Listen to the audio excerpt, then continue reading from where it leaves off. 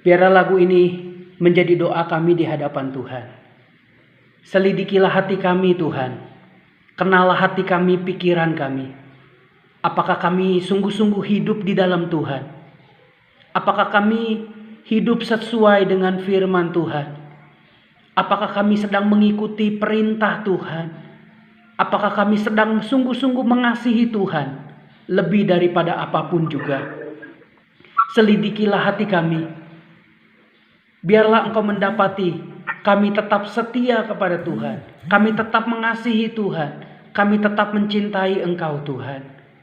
Apapun yang terjadi dalam hidup kami, semua kesulitan, pergumulan, ketakutan, ancaman, bahaya, atau apapun yang membuat kami merasa down pada hari ini, kami percaya bahwa ketika kami datang kepada Tuhan dalam hadirat-Mu, hadirat-Mu memberikan kami kekuatan, hadirat-Mu memberikan kami iman dan pengharapan. Terima kasih Tuhan. Kami percaya bahwa kebenaran firman Tuhan yang kami dengar pada siang hari ini akan sungguh-sungguh memerdekakan kami, melepaskan kami dari segala ketakutan, memberikan kami kekuatan, memberikan kami iman dan pengharapan yang baru. Terima kasih Tuhan. Berbicaralah bagi kami. Kami buka hati kami, pikiran kami kepada firman-Mu. Urapi hamba-Mu dan juga kebenaran firman Tuhan akan hamba-Mu sampaikan. Hanya di dalam nama Yesus, Tuhan dan Juru Selamat kami yang hidup, kami berdoa dan kami bersyukur. Haleluya. Sama-sama percaya katakan amin. Amin. Puji nama Tuhan. Baik, pada kesempatan siang hari ini memang kita memasuki bulan yang baru, yaitu bulan Juli. Oke, dan bulan Juli ini kita akan belajar tentang satu tema, yaitu iman dan pengharapan. Kita akan belajar tentang iman dan pengharapan. Nah, minggu ini kita akan belajar tentang topik penderitaan dan kemuliaan. Penderitaan dan kemuliaan. Mari kita sama-sama buka Alkitab kita dalam Roma pasal yang ke-8 ayat yang ke-18. Roma pasal yang ke-8 ayat yang ke-18. Roma pasal yang ke-8 ayat yang ke-18. Demikian firman Tuhan, sebab aku yakin, Paulus yakin, bahwa penderitaan zaman sekarang ini tidak dapat dibandingkan dengan kemuliaan yang akan dinyatakan kepada kita. Oke. Penderitaan dan kemuliaan. Paulus yakin gini, penderitaan yang Paulus alami dalam hidupnya tidak sebanding dengan kemuliaan yang nanti akan dinyatakan kepada Paulus dan kepada kita semua. Jadi penderitaan itu seperberapanya lah, gitu. Jadi penderitaan itu nggak bisa di-compare, nggak bisa dibandingkan dengan nanti kemuliaan yang Tuhan akan nyatakan kepada kita semua. Nanti pada hari kedatangan Tuhan yang kedua kali. Nah, Rasul Paulus menasehatkan agar kita sebagai anak-anak Allah, kita tetap punya pengharapan dalam menghadapi penderitaan apapun dalam dunia ini. Sebab pada akhirnya kemuliaan akan diterima oleh mereka yang berpegang teguh pada pengharapannya di dalam Kristus. Nah, Paulus juga mengungkapkan bahwa semua makhluk di dunia ini merasakan derita karena dosa. Karena dosalah hubungan manusia dengan Allah menjadi rusak. Hubungan sesama menjadi rusak. Hubungan manusia dengan alam semesta menjadi rusak. Kerusakan akibat dosa masih terus berlangsung sampai dengan sekarang. Karena itu manusia mengeluh betapa beratnya hidup di dalam dunia ini. Paulus mengibaratkan keluhan itu seperti ibu yang sedang sakit bersalin. Bayangin. Jadi kita semua mengeluh selama hidup di dalam dunia ini karena akibat dosa yang merusak semua tatanan hidup manusia. Nah, pertanyaan yang harus kita renungkan. Ini menjadi pertanyaan semua manusia di seluruh dunia ini. Baik orang Kristen maupun orang ateis sekalipun. Mengapa ada penderitaan di dalam dunia ini? Mengapa Allah yang maha baik, Allah yang maha kasih mengizinkan adanya penderitaan di dalam dunia ini? Mengapa Tuhan mengizinkan penderitaan ada di dalam dunia ini? Itu kan yang menjadi pertanyaan baik orang Kristen maupun agama-agama yang lain di seluruh dunia. Kalau Tuhan katanya Tuhan yang baik, Tuhan yang penuh kasih, mengapa ada penderitaan? Nah, saya mau mengajak kita berpikir sejenak. Nah, ada seorang pemikir pernah berkata demikian. Jika kita melihat pemandangan alam yang begitu indah, misalnya pegunungan yang begitu indah, kalau kita naik ke puncak gunung, ya kan? Kita melihat kok pegunungan begitu indah yang diselimuti oleh warna kehijauan yang menyejukkan. Kita melihat tebaran bunga-bunga di taman dengan aneka warna-warni yang menyemarakan hidup. Kecantikan hamparan pantai yang mendatangkan keceriaan. Cahaya kemilau matahari terbit dan juga cahaya matahari terbenam yang amat mengesankan. Kalau kita misalkan diving, kita melihat kehidupan di bawah laut dengan beragam jenis ikan, berbagai makhluk hidup yang lainnya yang begitu mencengangkan, memukau kita. Belum lagi kita melihat keindahan yang ada di angkasa, yang ada di luar angkasa. Dan semua keajaiban alam yang begitu menakjubkan. Lalu ada orang yang berkesimpulan gini, tidak ada Allah. Maka itu adalah kebodohan terbesar, bukan? Kalau kita melihat keindahan dunia ini, alam semesta ini, lalu ada orang mengatakan tidak ada Allah, bukankah itu menjadi satu kebodohan terbesar? Tetapi kita lihat gini, bila kita melihat dan mendengar, menyaksikan kejahatan yang mengerikan, berupa pemusnahan 6 juta orang Yahudi di kamp konsentrasi pada waktu Hitler berkuasa. Banyaknya nyawa yang terenggut akibat kebocoran reaktor nuklir. Peperangan di mana-mana yang menelan jutaan jiwa. Kekeringan, kelaparan yang mematikan di benua Afrika. Korban yang berjatuhan karena serangan bom teroris. Baik di pesawat, di Menara Kembar WTC, atau di tempat-tempat umum lainnya. Belum lagi kita melihat bencana alam, kecelakaan demi kecelakaan, kerusuhan akibat SARA yang mengakibatkan terjadinya pertumpahan darah. Belum lagi kita melihat kasus-kasus perkosaan yang biadab, praktek-praktek aborsi yang keji, pembunuhan berantai yang sadis, wabah penyakit ganas yang menyerang dan merampas nyawa manusia. Kita alami saat ini COVID-19. Berapa banyak manusia mati karena COVID ini. Virus yang mematikan ini. Dan mungkin ada banyak jenis penderitaan yang lain. Sesudah melihat semua yang buruk dan yang jahat ini, lalu ada orang yang berpegang teguh kepada kesimpulan bahwa Allah ada, maka ini pun adalah kebodohan yang terbesar.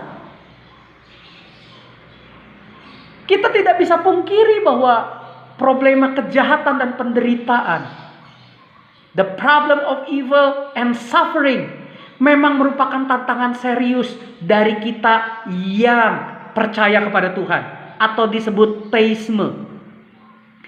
Salah satu penyebab mengapa ateisme, orang yang gak percaya Tuhan, itu tumbuh subur di berbagai belahan dunia ini, adalah karena realita penderitaan yang semakin merajalela di dunia ini. Apakah masih masuk akal untuk percaya bahwa Allah ada, sementara dunia ciptaan ini dikuasai kejahatan yang dahsyat? Manusia menderita di mana-mana. Masalah kejahatan dan penderitaan menjadi landasan untuk orang mempertanyakan tentang apakah Tuhan ada? Apakah Tuhan tidak turut tangan oleh karena kasih-Nya? Argumentasi orang ateis ialah jika Allah Maha Kuasa, tentulah Dia mampu memusnahkan kejahatan. Dan bila Allah Maha Kasih, pastilah Tuhan sanggup melenyapkan penderitaan. Namun faktanya, kejahatan dan penderitaan tetap ada dan malah makin bertambah banyak. Lihat saja yang terjadi sekarang, yaitu akibat virus corona yang banyak mutasinya. Lihat berapa banyak tenaga Kesehatan yang gugur. Rumah sakit sekarang penuh. Banyak yang meninggal. Baik artis maupun rakyat biasa, pejabat-pejabat. Tidak bisa dipungkiri. Ya kan? Sepertinya bahwa Tuhan itu tidak maha kuasa. Dia tidak mampu memusnahkan virus corona. Dan juga sepertinya Tuhan tidak maha kasih. Mengapa dia tidak melenyapkan virus itu? Jadi kebenaran tentang keberadaan Allah yang berkuasa dan mengasihi itu dengan sendirinya sudah tersangkal oleh kenyataan dari penderitaan yang kita alami dalam dunia ini. Karena itu menerima ajaran ateisme adalah pilihan untuk yang lebih masuk akal untuk saat ini manusia lakukan. Nah, ada seorang rabi Yahudi yang bernama Harold Kushner. Harold Kushner. Dia mengajukan pandangan bahwa Allah itu terbatas. Dalam bukunya yang terkenal, kalau kita search di internet, bukunya terkenal. When Bad Things Happen to Good People. Ketika hal-hal yang buruk terjadi kepada orang-orang yang baik. Nah, Kushner menjelaskan gini. Ia telah belajar mengenai kasih Tuhan, tetapi mempertanyakan kuasa Tuhan. Ia percaya bahwa Tuhan baik dan tidak suka melihat kita menderita. Namun sayangnya Tuhan tidak cukup kuasa untuk menyelesaikan masalah yang terjadi di dunia ini. Penderitaan yang ada di dunia ini. Karena Tuhan tidak dapat menguraikan, menyelesaikan kekacauan yang terjadi di muka bumi ini. Dan Tuhan adalah Tuhan yang adil, tetapi Tuhan tidak berkuasa. Nah, Kushner juga mengajak kita untuk memaafkan Tuhan. Karena ketidakmampuannya dalam menangani dilema penderitaan yang terjadi di sepanjang zaman di dalam dunia ini. Kita tidak dapat mengandalkan Allah sepenuhnya katanya. Kita tidak dapat berharap terlalu banyak dalam diri Tuhan katanya. Malahan kita perlu membantu Tuhan yang sedang frustasi. Untuk bersama-sama menyelesaikan kekacauan yang terjadi dalam dunia sekarang ini. Nah, itu menurut Harold Kushner. Kekristenan mempercayai kita yang berpegang kepada firman Tuhan. Kita mempercayai bahwa kejahatan adalah suatu yang real, yang nyata, dan bukan ilusi. Bukan hayalan. Kejahatan, penderitaan merupakan bukti keberadaan dosa yang telah merusak semua tatanan ciptaan yang ada pada mulanya.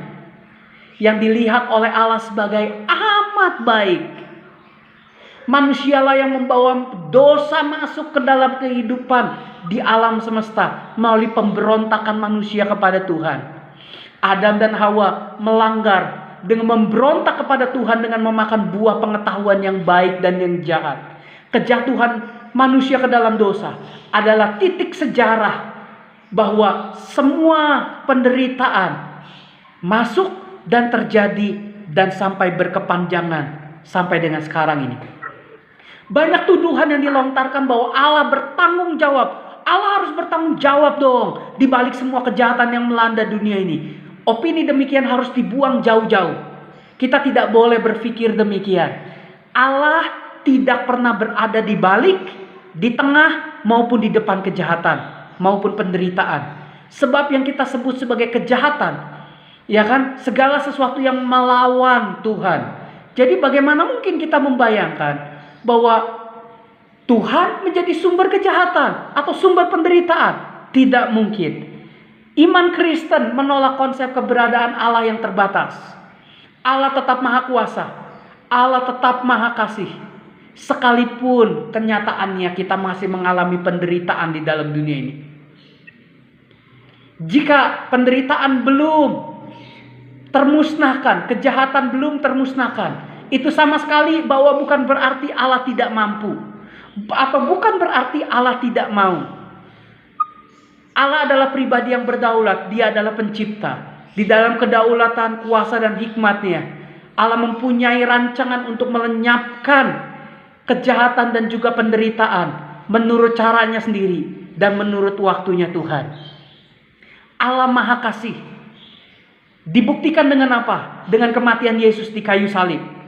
Bapa mengorbankan anak yang tunggal supaya kita beroleh penebusan, beroleh keselamatan. Dan hari ini kita akan mengambil perjamuan suci, roti yang melambangkan tubuh Tuhan yang terpecah-pecah, dan anggur yang melambangkan darah Tuhan yang tercurah di atas kayu salib. Nah, kalau kita baca ayat yang tadi, Roma 8 ayat yang ke-18, sebenarnya konteksnya ada 3 keluhan yang Paulus sebutkan di sini. Kita akan belajar tentang keluhan apa saja, dan setelah itu kita akan mengambil unsur-unsur perjamuan suci pada siang hari ini. Paulus menyebutkan 3 keluhan. Yang pertama, keluhan dari semua makhluk. The groaning of all creations. Keluhan dari semua makhluk yang ada dalam dunia ini. Roma 8 ayat yang ke-22 dikatakan, sebab kita tahu bahwa sampai sekarang segala makhluk sama-sama mengeluh dan sama-sama merasa sakit bersalin. Semua makhluk mengeluh, seluruh alam semesta, seluruh makhluk ciptaan, binatang-binatang yang ada. Tentu semua makhluk mengeluh, tidak seperti kita mengeluh. Ini hanyalah sebuah personifikasi. Bagaimana susahnya semua kita hidup di dalam dunia ini. Oleh karena apa? Oleh karena dosa. Yang kedua, the groaning of all believers. Jadi keluhan dari orang-orang yang percaya. Bahkan kita pun tidak problem proof. Kita pun tidak tahan atau tidak kebal terhadap masalah. Kita semua menghadapi masalah. Kita semua mengalami penderitaan. Keluhan dari kita orang yang percaya. Keluhan dari anak-anak Tuhan. Roma 8 ayat yang ke-23 dikatakan, dan bukan hanya mereka saja, tetapi kita yang telah menerima karunia sulung roh, kita juga mengeluh dalam hati kita sambil menantikan pengangkatan sebagai anak, yaitu pembebasan tubuh kita. Keluhan yang kedua adalah keluhan dari anak-anak Tuhan yang karena imannya kepada Tuhan mengalami penderitaan. Yes, anak-anak Tuhan tidak kebal dengan virus corona, tidak kebal dengan penderitaan, tapi kita semua mengalami itu. Kita mengeluh itu, tapi kita percaya bahwa kita pasti punya Tuhan. Oke? Keluhan yang kedua adalah keluhan dari anak-anak Tuhan yang karena imannya kepada Tuhan mengalami penderitaan yang luar biasa. Kita mengeluh bukan hanya kita berada di dunia yang sudah di bawah kutuk dosa. Kita mengeluh karena kita merindukan sebenarnya melalui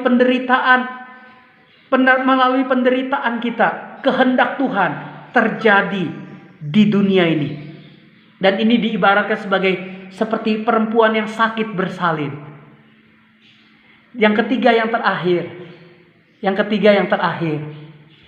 The groaning of the Holy Spirit. Keluhan dari Roh Kudus. Wow. Keluhan dari Roh Kudus. Roma 8 ayat yang ke-26. Demikian juga Roh Kudus membantu kita dalam kelemahan kita. Sebab kita tidak tahu bagaimana harusnya berdoa. Tetapi Roh sendiri berdoa kepada kita. Kepada Allah, berdoa untuk kita, kepada Allah dengan keluhan-keluhan yang tidak terucapkan. Pada waktu kita mengalami begitu banyak penderitaan dan kesulitan, dan kadang-kadang itu begitu berat, bahkan sampai beratnya kita sudah susah untuk kita berdoa.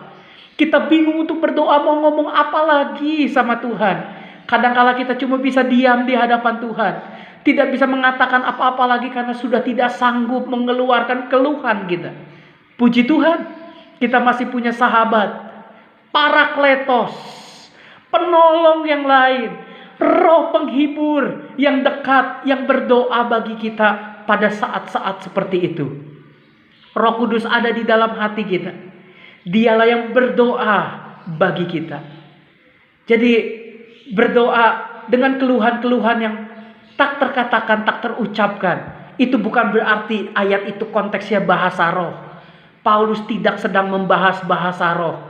Tetapi itu adalah Roh Kudus yang membantu kita. Pada saat kita bingung, kita tidak bisa kuat lagi untuk kita berdoa kepada Tuhan dengan menggunakan bahasa Indonesia.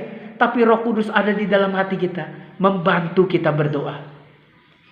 Demikian juga Paulus mengatakan tidak ada lagi tekanan, caci maki, kelaparan, penganiayaan yang sanggup memisahkan Paulus dari kasih Kristus yang tinggal di dalam hidupnya. Itu akan kita alami pada waktu kita mengerti dan memahami bagaimana firman itu menolong setiap kita. Kita melihat keindahan yang luar biasa, puji-pujian yang indah, nyanyian syukur. Bagaimana Tuhan itu begitu baik, begitu nyata, kasih-Nya besar dalam hidup kita. Disitulah kita akan mengalami sukacita yang penuh. Meskipun di tengah badai penderitaan yang hebat sekalipun. Bahkan penderitaan yang kita alami itu gak sebanding dengan kemuliaan yang nanti Tuhan akan nyatakan dalam hidup kita. Tidak akan ada lagi kesulitan dan air mata yang bisa merusak semua keindahan itu. Tidak ada lagi keluhan, ratap tangis, sungut-sungut dalam diri kita. Karena kita menyadari semua penderitaan itu tidak sebanding dengan keindahan, kemuliaan Tuhan dalam hidup kita. Tidak ada kemuliaan tanpa penderitaan. Dan tidak akan pernah kita mendapatkan mahkota tanpa kita harus pikul salib